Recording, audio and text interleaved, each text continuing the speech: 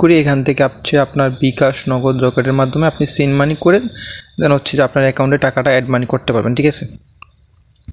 তো আপনি যদি বিকাশে তাদের বিকাশ নাম্বারে সেন্ড মানি করেন তাহলে হচ্ছে তাদের বিকাশের উপরে একটা চাপ দিয়ে দিবেন, ঠিক আছে। এরকম একটা নীল যেমন আইকন আসে, ঠিক আছে।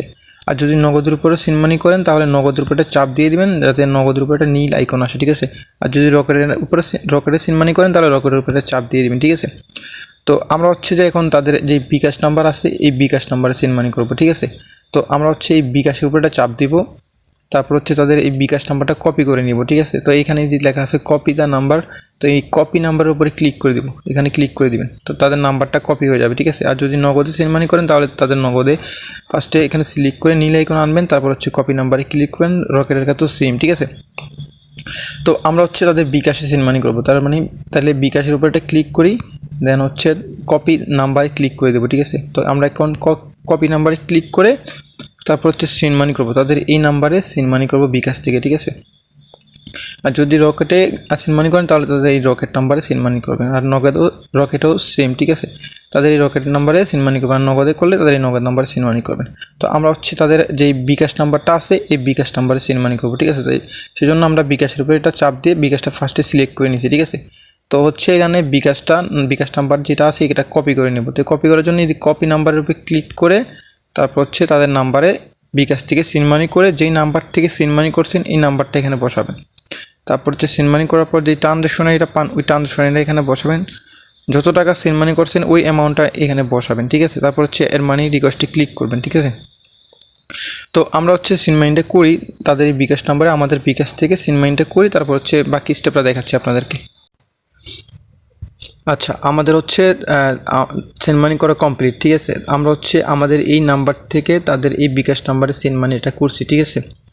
আপনারা যদি তাদের বিকাশে সেন্ড মানি করে থাকেন যেই নাম্বার থেকে সেন্ড মানি করছেন ওই নাম্বারটা এখানে বসাবেন।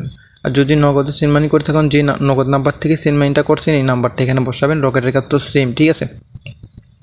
তো আমরা হচ্ছে বিকাশ থেকে তাদের এই আমাদের এই নাম্বার থেকে তাদের এই বিকাশ নাম্বারে সেন্ড মানিটা করছি, ঠিক আছে। তো আমরা হচ্ছে এখানে বিকাশের উপরটা চাপ দিয়ে নীল আইকনটা আনবো যাতে বিকাশ সিলেক্ট হয়, ঠিক আছে।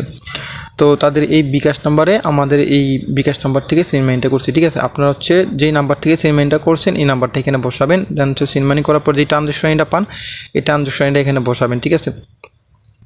যদি নগদে সেন্ড মানি করে থাকেন তাদের এই নগদ নাম্বার তাহলে নগদ সিলেক্ট করে দিবেন, ঠিক আছে। আর যদি রকেটে সেন্ড মানি করে থাকেন তাহলে রকেটটা সিলেক্ট করে দিবেন। আর যদি বিকাশে সেন্ড মানি করে থাকেন এই নাম্বারে তাহলে এই বিকাশের উপর সিলেক্ট করে যেই নাম্বার থেকে সেন্ড মানি করছেন এই নাম্বারটা এখানে বসাবেন। সেন্ড মানি করার পর যে ট্রানজ্যাকশনটা পান এই ট্রানজ্যাকশনটা এখানে বসাবেন।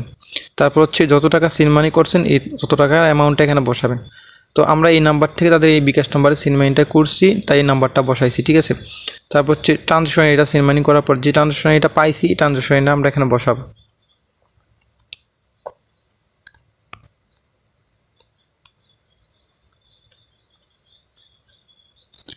ডান, আমাদের সেন্ড মানি করার পর যে ট্রানজ্যাকশন এটা পাইছি ট্রানজ্যাকশনটা এখানে বসাইছি। ইন্টার দ্য অ্যামাউন্ট, যত টাকা সেন্ড মানি করছেন তত টাকা এখানে বসাবেন, ঠিক আছে। তো আমি হচ্ছে তাদের এই বিকাশ নাম্বারে আমার এই নাম্বার থেকে সেন্ড মানিটা করছি হচ্ছে 520 টাকা, ঠিক আছে। তো আমি হচ্ছে এখানে 520 টাকা অ্যামাউন্টটা বসায় এখানে হচ্ছে যে এই অ্যাড মানি রিকোয়েস্টে ক্লিক করে দেবো, ঠিক আছে। আপনারা যত টাকা সেন্ড মানি করছেন অত টাকার অ্যামাউন্ট এখানে বসাবেন, ট্রানজ্যাকশনটা এখানে বসাবেন, যেই নাম্বার থেকে তাদের এই নাম্বারে সেন্ড মানি করছেন এই নাম্বারটা এখানে বসাবেন। তারপর হচ্ছে যে অ্যাড মানি রিকোয়েস্টে ক্লিক করে দেবেন, ঠিক আছে।